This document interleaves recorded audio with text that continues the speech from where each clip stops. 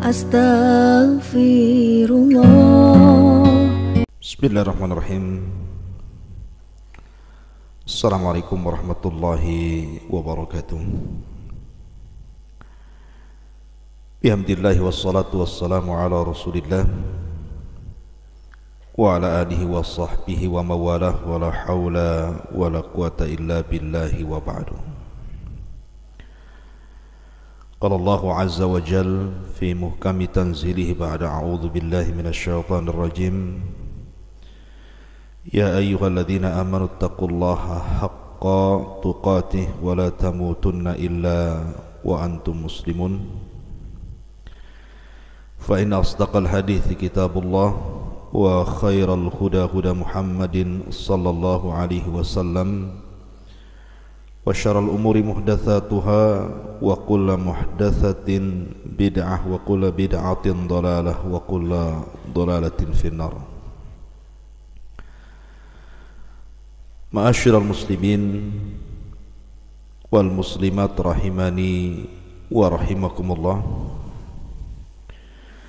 Alhamdulillah, di pagi hari ini kembali kita bisa duduk untuk bertalabul ilmi walaupun lewat media. Dan pembahasan di pagi hari ini kita akan membahas 5 berhala tertua di dunia yang disembah manusia. Ma'asyiral muslimin yang dimuliakan Allah Subhanahu wa taala. Tentu pembahasan ini mengacu kepada sebuah firman Allah Subhanahu wa taala yang terdapat dalam surah An-Nuh ayat 23. Allah Subhanahu wa taala berfirman, la tadarunna alihatakum wa la tadarunna waddan wa la suwa'an wa la yaghutha wa ya'uqa wa nasra.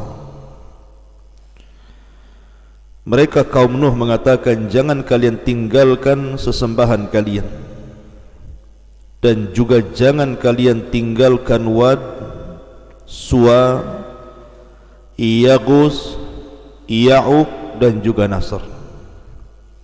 Inilah yang kita akan bahas 5 sesembahan tertua di dunia yang disembah manusia. Wad, Suwa, Yaghus, Ya'uq dan juga Nasr. Siapa mereka? Hidup di zaman siapa mereka? Bagaimana mungkin kemudian 5 berhala ini yang disembah oleh kaum Nuh menjadi sesembahan orang Arab? Bagaimana mungkin terbentangnya waktu yang cukup lama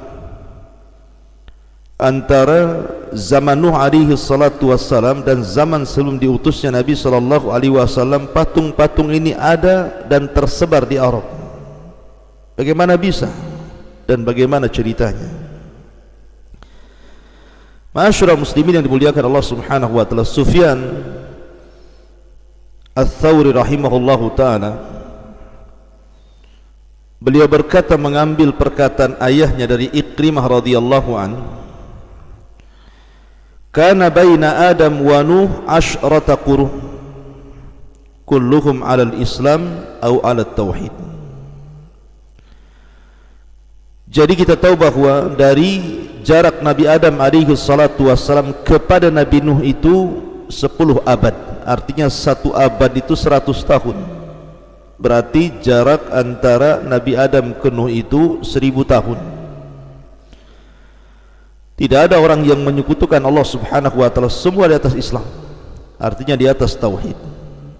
Baru terjadi kekufuran dan kesyirikan itu di zaman Nabi Nuh. Nabi Adam alaihi salatu wassalam memiliki banyak keturunan. Yang paling masyhur itu 3. Pertama Qabil, yang kedua Habil, yang ketiga Syith. Itu yang paling masyhur dari turunan Adam alaihi salatu wassalam, walaupun Adam memiliki 40 keturunan, tentunya 20 laki-laki dan 20 perempuan. Tapi yang paling masyhur ini Qabil, Habil dan Syith. Generasi Qabil dan Habil adalah generasi yang sudah punah. Adapun generasi manusia berikutnya adalah dari Syith alaihi salatu wassalam, Nabi setelah Adam alaihi salatu wassalam dan sebelum Idris. Inilah cikal bakal manusia sampai hari ini, semua turunan Nabiullah Syith alaihi salatu wassalam. Karena Syith alaihi salatu wassalam di antara anak cucunya adalah Nuh alaihi salatu wassalam, dan setelah terjadi tufan yang sangat besar, maka manusia diluluh lantakkan Allah, tidak ada yang hidup kecuali keluarga Nuh alaihi salatu wassalam. Dan manusia hanya terlahir dari 3 putra Nuh, Syam, Ham dan juga Yafis. Ma'asyiral muslimin yang dimuliakan Allah azza wa jalla. Lalu apa hubung kait antara kaum Adam alaihi salatu wassalam dari keturunan Syith alaihi salatu wassalam dengan 5 berhala yang kita akan ceritakan di pagi hari ini? Karena ada perselisihan para ulama, di antaranya adalah perkataan Ibnu Jarir At-Tabari rahimahullahu ta'ala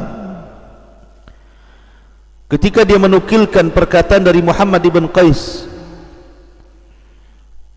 ketika mentafsirkan surah Nuh ayat 23, qala kanu qauman salihin min bani Adam wa kana lahum atba'un yaqtaduna bihim falamma matu qala ashabuhum alladhina yaqtaduna bihim law sawwarnahum kana ashwaqu lana ila al-ibadati idza dzakarnahum fasawwaruhum falamma matu wa jaa akharuna dabba ilaihim iblis faqala innama kanu ya'budunahum wa bihim yuskunal matar fa'abaduhum fabtada ibadatul awthan min dhalikal waqti falamma ba'atha Allahu Nuhan ba'da dhalika qalu la tadarunna alihatakum wa la tadarunna waddan wa la suwa'an wa la yaghutha wa ya'uqa wa nasra. Ibnu Jarir berpendapat bahwa Wad, Yaghus, Ya'uq dan juga Nasr atau 5 berhala ini, mereka adalah kaum Adam alaihi salatu wassalam. Mereka adalah masih kaumnya Adam, bukan kaumnya Nuh. Artinya mereka sudah hidup sebelum Nuh diutus menjadi nabi.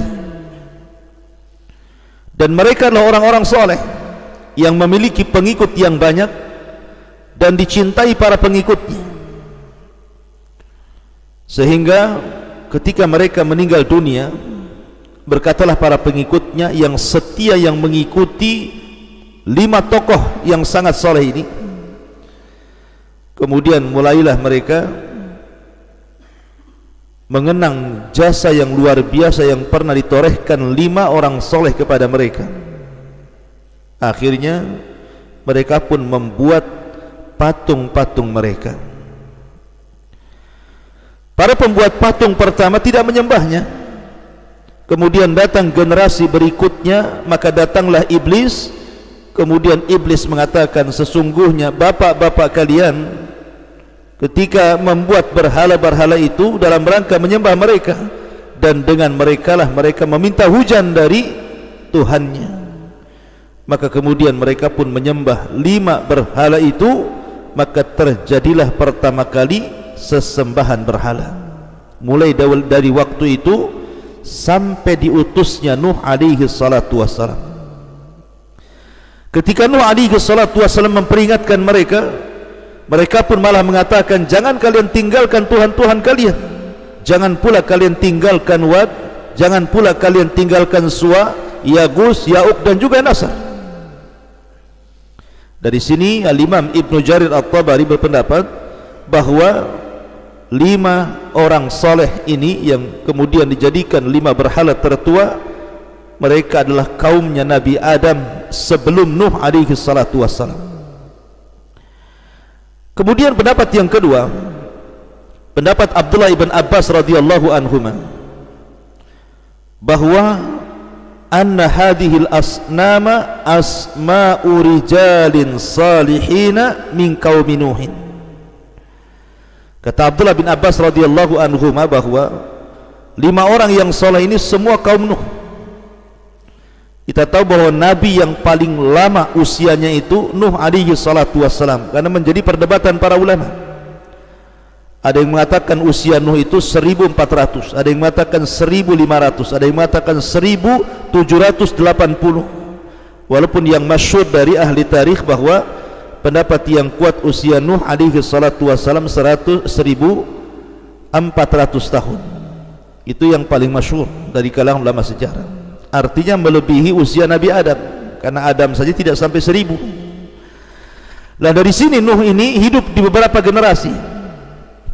Lah di antara kaum Nuh alaihi salatu wassalam itu munculnya 5 orang saleh.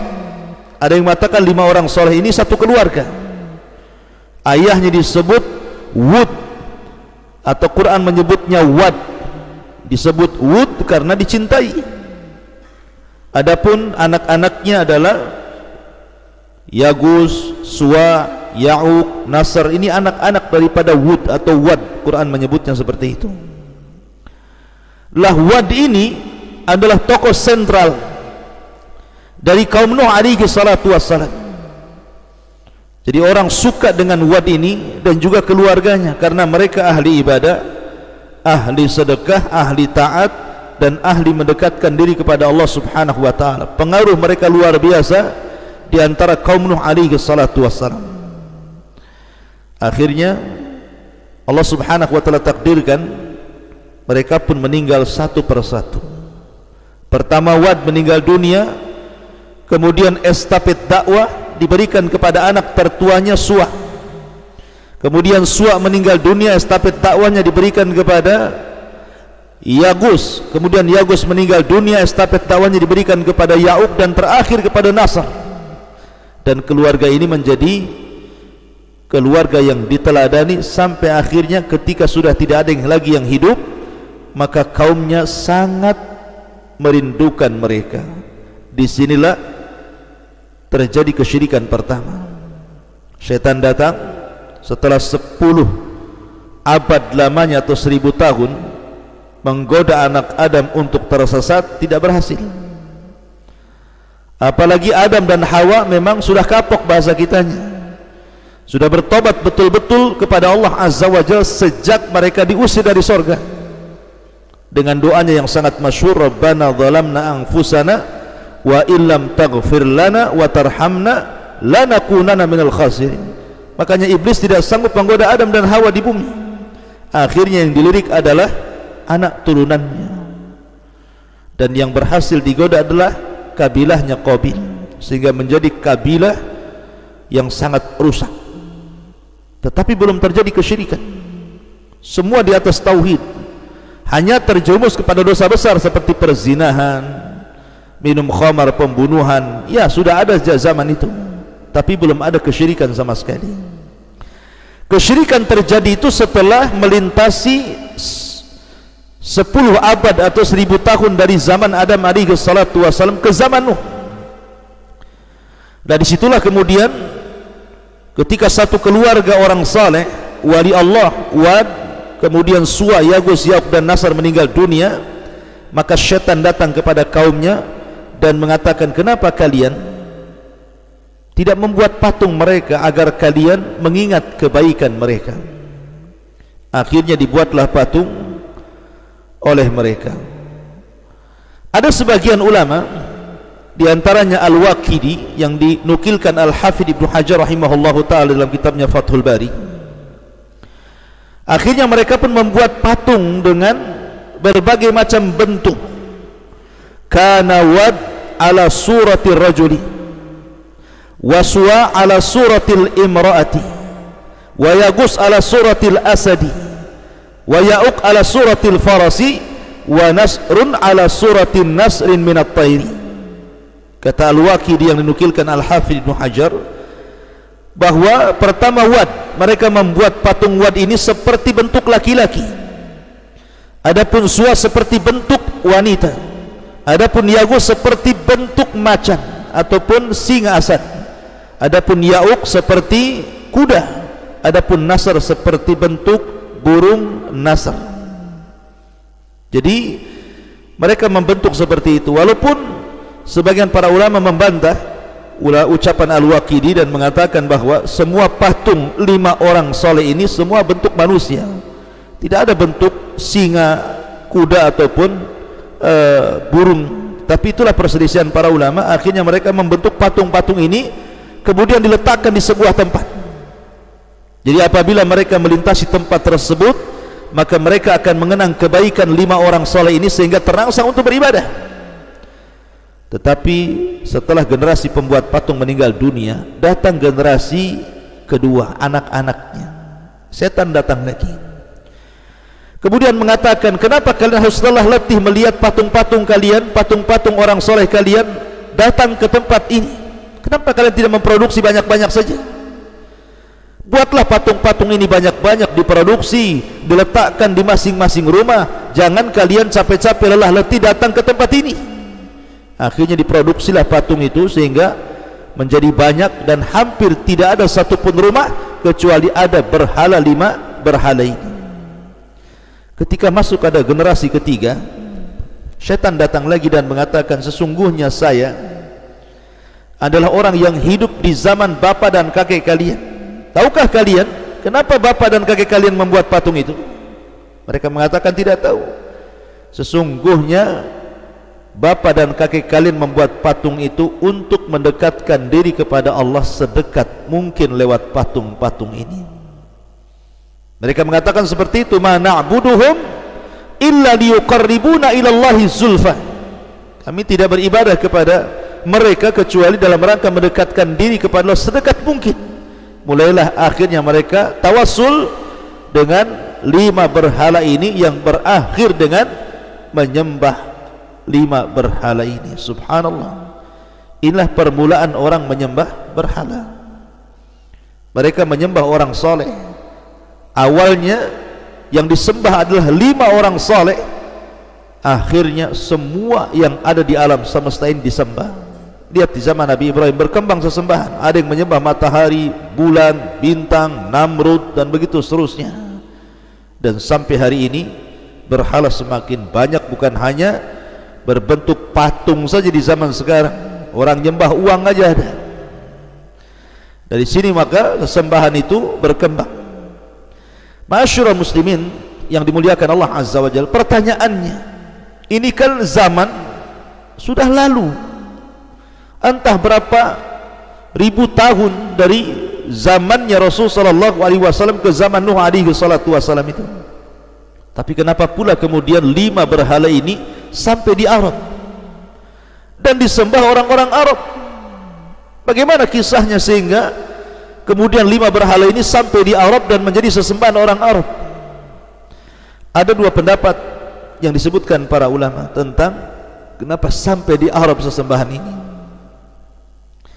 Pendapat yang pertama, dan ini pendapat Abdullah ibn Abbas radhiyallahu anhuma, bahwa ketika Ibrahim alaihi salatu wassalam berdakwah di negeri Arab, khususnya di Hijaz, Mekah dan Madinah dan sekitarnya, akhirnya kemudian Ibrahim alaihi salatu wassalam berhasil membuat asas tauhid bersama putranya Ismail. Bahkan bukan hanya itu saja, membangun sebuah rumah Allah subhanahu wa ta'ala yang akan menjadi manasik haji sampai hari kiamat. Dan itu jasa Ibrahim mentauhidkan seluruh bangsa Hijaz, bangsa Arab khususnya dan umumnya dunia. Maka setelah kemudian dakwah tauhid di Arab ini jauh daripada dakwah Ibrahim, karena Ibrahim sudah meninggal dunia, Ismail sudah meninggal dunia, dan tidak ada nabi setelah Ismail. Lain dengan nabi-nabi Bani Israel, setiap nabi meninggal muncul nabi yang lain. Tapi nabi Arab berbeda, karena setelah Ismail meninggal dunia tidak ada nabi setelahnya. Jauh baru kemudian muncul Rasul sallallahu alaihi wa ala alihi wasallam. Lah ketika itu maka kemudian syaitan datang, iblis datang, menunjukkan tentang patung-patung, 5 patung yang terhempas tufan, yang konon katanya dalam riwayat ketika terjadi banjir bandang tufan itu 5 berhala ini terhempas sehingga terkubur di Jeddah. Arab di Jeddah sekarang yang jadi bandara kerajaan Saudi sana, terkubur di Jeddah itu.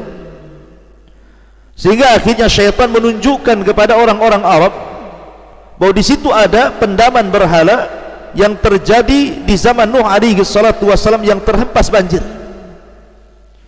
Akhirnya syaitan pun mulai datang kemudian merayu orang-orang Arab untuk menggali situs-situs itu. Maka digalilah, ditemukanlah 5 berhala yang pernah disembah kaum Nuh alaihi salatu wassalam, Wad, Yaghus, Ya'uq, Suwa dan Nasr. Dari situlah maka setan berhasil menenggerkan berhala-berhala itu yang kemudian berakhir dengan disembahnya orang Arab. Ini satu kisah. Kisah yang lain, sebenarnya berhala ini tidak pernah ditemukan. Jadi tidak ada orang-orang Arab itu menemukan situs-situs berhala Wad, Yaghus, Ya'uq, Nasr dan begitu seterusnya. Akan tetapi setelah terjadi tufan dan Allah subhanahu wa ta'ala selamatkan Nuh alaihi salatu wassalam dan 3 putra yang menjadikan cikal bakal manusia sampai hari ini, lah orang-orang yang selamat di kapal itu akhirnya menceritakan tentang kisah 5 berhala kepada anak-anak mereka. Kemudian anak-anak mereka menceritakan kisah 5 berhala kepada cucu-cucu mereka. Kemudian cucu mereka mengkisahkan berhala ini kepada cicit-cicit mereka. Akhirnya kemudian dari satu generasi ke generasi berikutnya cerita ini terus tasalsul seperti itu, sampai akhirnya cerita ini sampai di Arab. Dan ketika itu belum terjadi kesyirikan, sampai datang seorang laki-laki namanya Amru ibnu Luhai al-Khuzai. Amr ibn Luhai al-Khuzai yang disabdakan Rasul, inni ra'aitu Amr ibn Luhai fin nari yajurru am'aahu li'annahu awal man sayyaba sawaib aw ghayyara dina Ibrahim. Aku melihat Amr bin Luhai itu terburai ususnya di neraka karena dia orang yang pertama kali menghapuskan agama Ibrahim di Arab. Jadi Amr bin Luhai ini suatu ketika safar, karena dia kan tokoh besar, tokoh sentral. Amr bin Luhai ini dulu Arab itu dikuasai oleh Jurhum, kemudian belakangan dikuasai oleh kabilah Khuza'ah, dan salah satu tokohnya adalah Amr bin Luhai ini. Lah Amr bin Luhai ini orangnya dermawan sehingga sangat dicintai oleh orang-orang Arab. Jadi suatu ketika safar ke Syam, dilihatnya orang-orang Syam ini berbeda karena meyakini bahwa Syam itu daerah para nabi. Rupanya ada satu perkampungan yang dilewati oleh Amr bin Luhai ini para penyembah berhala. Dikiranya karena Syam itu negerinya para nabi, itulah agama yang benar. Akhirnya mereka atau dia meminta berhala untuk dibawa ke Mekah. Lah berhala-berhala itulah yang kemudian diberi nama Wad, diberi nama Yaghus, Ya'uq, Nasr. Itulah kemudian menjadi nama-nama itu berkembang di Arab. Makanya banyak orang-orang Arab itu menamakan dengan berhala-berhala yang tua ini anak-anak mereka. Contohnya Amr ibn Abi Wud, diambil dari Wad ya, yang pernah mubarazah dengan Ali radhiyallahu anhu, namanya Amr ibn Abi Wud ya. Kemudian juga ada namanya Abdu Ya'uq. Jadi mereka selalu kemudian dijadikan nama berhala-berhala itu untuk anak-anak mereka, menunjukkan bahwa berhala ini juga tersebar di Arab. Jadi pendapat yang kedua, sebenarnya berhalanya tidak ketemu, tetapi ada berhala-berhala yang dibuat kemudian ditempelkan nama di situ. Maka tersebarlah nama 5 berhala tertua yang disembah manusia ini, sehingga akhirnya kemudian dibagi-bagi di beberapa kabilah. Sebagaimana Imam Bukhari meriwayatkan dalam sahihnya dari Atta dari Ibnu Abbas radhiyallahu anhu, dia mengatakan, saratil awthanul lati kanat fi qaumi nuhin fil arabi ba'du. Maka berhala-berhala yang dulu di zaman Nabi Nuh ini menyebar di Arab. Adapun Wad diletakkan di kabilah Kalbin. Adapun Suwa diletakkan di kabilah Hudzail. Adapun Yagus diletakkan di kabilah Murad. Adapun Ya'uq diletakkan di kabilah Hamadan. Adapun Nasr diletakkan di kabilah Himyar. Akhirnya tersebar di beberapa kabilah. Kemudian wahya asma'u rijali salihin, dan mereka lah nama-nama orang-orang saleh min qaumi Nuhin alaihi salatu wassalam, dari kaum Nuh alaihi salatu wassalam. Falamma halaku auha syaitanu ila qaumihim aninsibu ila majalisihim allati kanu yajlisuna fiha ansaban wa sammuha bi asma'ihim fafa'alu falam tu'bad hatta idha halaka ulaika wa nusikhal ilmu ubidat. Kemudian setan datang kepada mereka agar menancapkan patung-patung itu di majlis-majlis mereka yang mereka duduk di situ, kemudian diberi nama dengan nama-nama mereka. Mereka pun melakukannya. Pertama tidak disembah, sampai ketiga generasi yang membuat itu hancur, ilmu dihapuskan, barulah kemudian disembah. Dari sini menunjukkan bahwa akhirnya patung tertua ini tersebar. Tetapi setelah datangnya Nabi SAW, kemudian Nabi SAW melanjutkan estafet dakwahnya Ibrahim untuk mendakwahkan tauhid, maka Rasul akhirnya menghancurkan seluruh berhala yang pernah disembah oleh orang Arab, sampai kepada Lata, Uzza, Manat, Khubal, dan patung-patung yang pernah disembah oleh orang Arab. Bahkan bukan hanya satu berhala, ribuan berhala ditumbangkan Nabi SAW. Ja'al haq wa zahaqal batil innal batila kana zahuqa. Lalu bagaimana kisah tentang berhala-berhala yang lain seperti Lata, Uzza, Manat, Khubal dan berhala-berhala ma'ruf di Arab?